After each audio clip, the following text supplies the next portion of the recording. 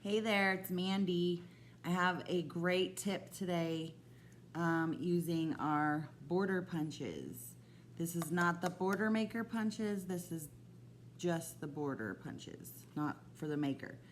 So, these are really great for making excellent borders.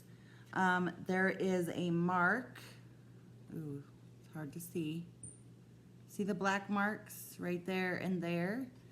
These are for lining it up. So we're gonna do a basic punch real quick just to show you how it works. And then I got some cool tips. So you line your paper up with this black mark here, if you can see the black mark. Sorry, this is so terrible.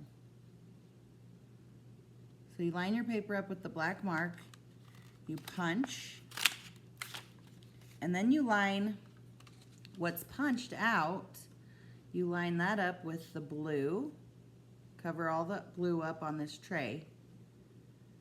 See how it's all covered up? You can't see any blue now. Make sure it's still up here all the way on this other side. And then you punch again.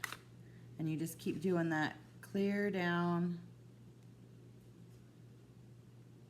the piece of paper. And look at how beautiful that is. This is the wheat field. It was a limited edition. I do have 2 of them in stock. When they're gone, they're gone. So let me know if you're interested in one of the ones I have left. The last one is trickier because you don't have nothing to hang on to on the other side. But there you go. I made one little mistake. We'll just peel that off and there you go. Okay, so they're really easy to use. But I'm going to show you some other cool things. Okay, hope the lighting's okay. So, again, there's these lines on the punch itself showing you where to line it up. Well, you don't have to start on there. You can start elsewhere. So if you remember correctly, this one I started on the line. This one we're going to start, we'll just start in the middle just for fun. And again, you just slide it out and cover up the blue on that tray and just keep going down the whole length of your paper. And if you get off a little bit, you get these little straggly things, but they come off and it looks fine.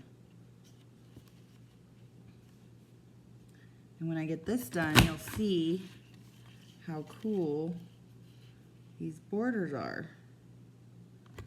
Because you can stack them, layer them, and now look at what we got. They're not the same, see? So they're like, it looks so cool, right?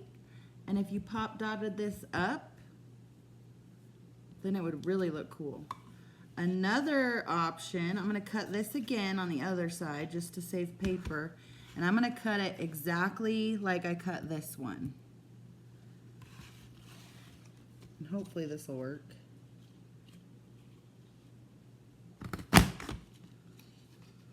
Ooh, that kind of looks cool too. I've never done this on both sides of the paper like this, just to save paper, but that looks kind of neat. So this was about, I'd say,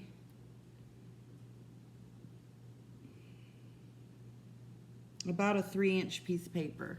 And look what it did when I punched on both sides. That is super cool. But what I wanted to show you, so remember this is the side that's punched exactly like this. If I were to flip it over,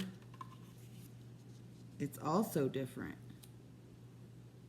So it's punched exactly the same. You can see that they are matchy-matchy, or pretty close. But if you flip one, you get a totally different look. And again, pop dotted up. So here's one I did, a border I did. Just a cute little park border. But I pop dotted this top layer up. And all I did was flip these over. I punched them both exactly the same. I just flipped it over. But see how the pop dots give it more dimension? Isn't that cool? Okay. Final tip, I believe, that I learned recently is that, you know, you have these little pieces of paper and it's hard to see if you're on the line. See how it's hard to see. So, line a sticky note up with the very edge of your paper. And you want to do it at the bottom so you don't, I mean, you could punch your sticky note. I guess it probably doesn't matter, but line it up with the edge of your paper. And then you have more real estate there to see if you're on the line or not. Cool tip, right? Okay, last thing I wanted to do was show you guys some of the pages I've made with the border punches. This is the border punch, or a border punch. I don't know if it's still available or not, actually. It might be. But I just punched 2 pieces of paper and lined them up next to each other. This is the matching or facing page to that. And be watching for a video on how to make this page. This is a border punch. It is still available. This is the Dine In, I think is what it's called. It's pretty neat. This is just the facing page for it. There's no border on it. This is available. This is pop dotted up. See how it's got dimension? This fun, I guess this is bunting. But be watching for a class on how to make circles out of these border punches. Here's the facing page.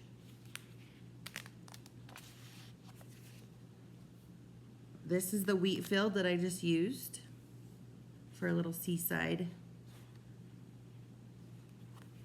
paper. There's the facing page for it.